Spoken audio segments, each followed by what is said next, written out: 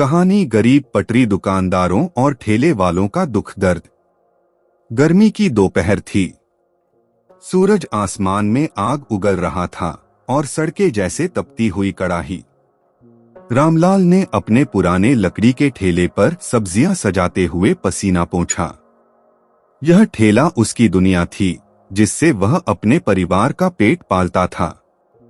उसकी पत्नी कमला और दो छोटे बच्चे सोनू और पिंकी उस पर निर्भर थे।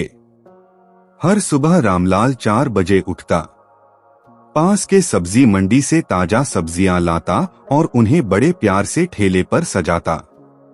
फिर वह शहर की तंग गलियों और चौक चौराहों पर अपनी रोजी रोटी कमाने निकल पड़ता। मेहनत का फल मीठा होता है, यह सोचकर वह अपने काम में जुटा रहता। एक दिन जब रामलाल ठेले पर सब्जियां बेच रहा था, तभी अचानक 2 पुलिस वाले आए। ये ठेला यहाँ क्यों खड़ा है? सड़क पर जाम हो रहा है, एक सिपाही ने गुस्से से कहा। साहब, मैं तो कोने में खड़ा हूँ, किसी को परेशानी नहीं हो रही, रामलाल ने विनम्रता से कहा। बहाने मत बना, यहाँ से ठेला हटा नहीं तो जब्त कर लेंगे, दूसरा सिपाही चीखा।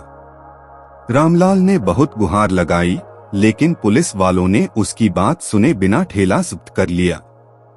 वह बस दूर खड़ा देखता रह गया, आंखों में आंसू लिए।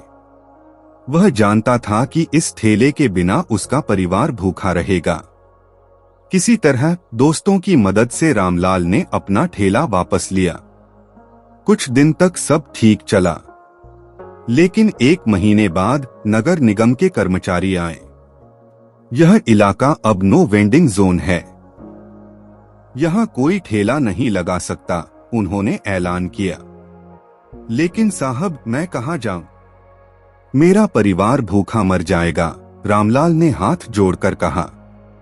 यह हमारा नियम नहीं है, तुम अपनी बात अफसरों से कहो, कर्मचारी ने ठेला उठाते हुए कहा।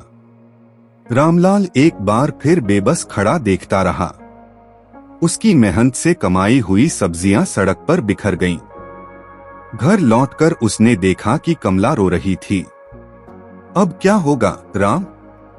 हमारे पास खाने के लिए कुछ नहीं बचा, कमला ने सुबकते हुए कहा।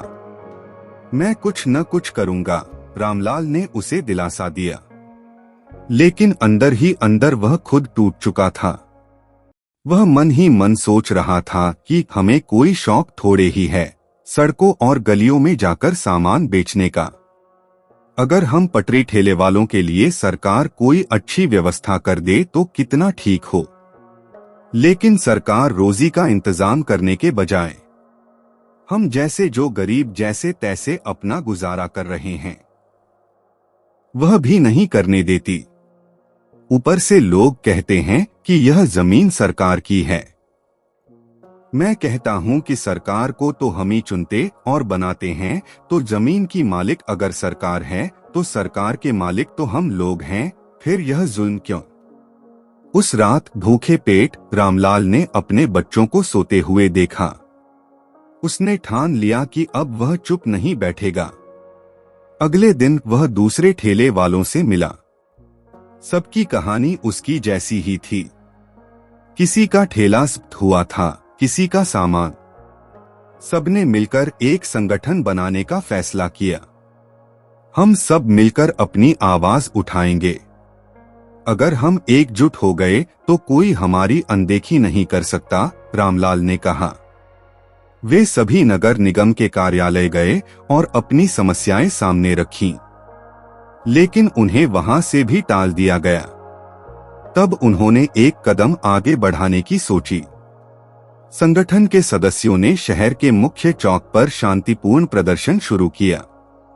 उन्होंने प्लेकार्ड उठाए, हम भी इंसान हैं, हमें जीने दो, गरीबों की सुनवाई कब होगी?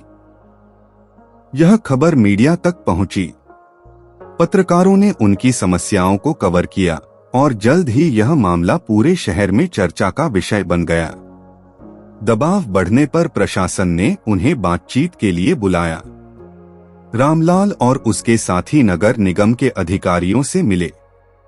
उन्होंने अपनी परेशानियां रखीं और मांग की कि उन्हें काम करने के लिए स्थायी जगह दी जाए। हम भी इंसान हैं साहब, हमारी भी जरूरतें हैं। हम बस इतना चाहते हैं कि हमें जीने दिया जाए। रामलाल की आवाज में दर्द था। अधिकारियों ने उनकी मांगों को स्वीकार किया।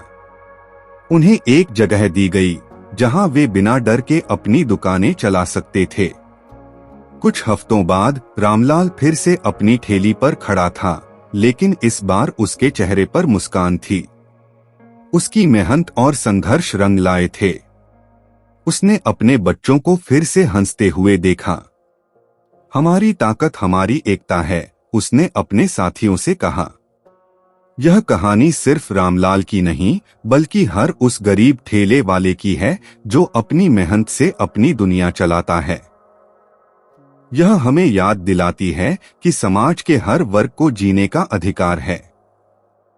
यह कहानी गरीबों के संघर्ष को न केवल दिखाती है, बल्कि यह संदेश भी देती है कि एकजुट होकर हम किसी भी मुश्किल का सामना कर सकते हैं।